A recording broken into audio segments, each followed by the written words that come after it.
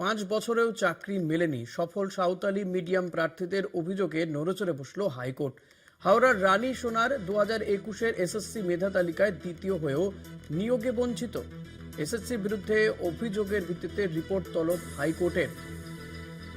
প্রত্যেকেই সাঁওতালি ভাষায় এসএসসি পরীক্ষা দেন, কিন্তু 5 বছর হয়ে গেলেও এখনো পর্যন্ত কেউ চাকরি পাননি। সফল সাঁওতালি মিডিয়াম প্রার্থীদের অভিযোগে নড়েচড়ে বসেছে হাইকোর্ট। হাওড়ার রানী সোনার 2021-এর এসএসসি মেধা তালিকায় দ্বিতীয় হয়েও নিয়োগে বঞ্চিত তিনি।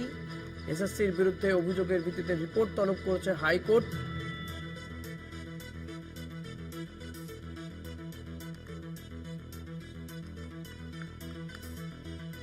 এসএসসি বিরুদ্ধে মূলত অভিযোগ এবং রিপোর্ট তলব করেছে হাইকোর্ট এ ব্যাপারে।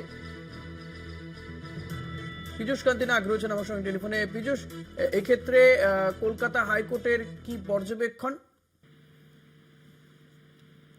দেখো, 5 বছর পরেও চাকরি মেলেনি একজন সাঁওতালি মিডিয়ামের প্রার্থী।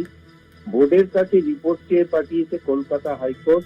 আবার এই ঘটনায় স্কুল সার্ভিস কমিশন এবং বোর্ডের মধ্যে সমন্বয়ের অভাব ধরা পড়ল, যার প্রেক্ষিতে এই সাঁওতালি প্রার্থীর চাকরি মেলেনি।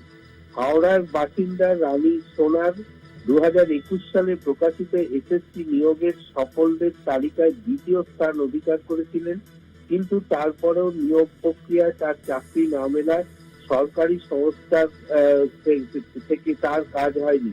অবশেষে তিনি কলকাতা হাইকোর্টের দ্বারস্থ হন। অপরদিকে এই মামলার শুনানি চলাকালীন এসএসসির আইনজীবী আদালতকে জানান, তারা বোর্ডকে নিয়োগে দেওয়ার জন্য সুপারিশ পাঠিয়ে দিয়েছেন, কিন্তু বোর্ড এখনো পর্যন্ত নিয়োগ কেন দেয়নি তা তাদের জানা নেই। মূলত এসএসসির ক্ষেত্রে তুমি জানো যে এসএসসি কর্তৃপক্ষ সুপারিশপত্র পেলেই বোর্ড তাদেরকে নিয়োগ করে, কিন্তু এক্ষেত্রে এসএসসি কর্তৃপক্ষ কিন্তু তাদের সুপারিশ করে দিয়েছিল। প্যানেলের দ্বিতীয় স্থানাধিকারী হওয়া সত্ত্বেও কাজ না মেলায় বিস্ময় প্রকাশ করেন বিচারপতি। তাই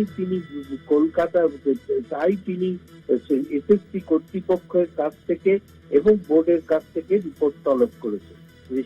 ধন্যবাদ পীযূষ। কথা বলছিলাম প্রতিনিধি পীযূষ কান্তি নাগের সঙ্গে।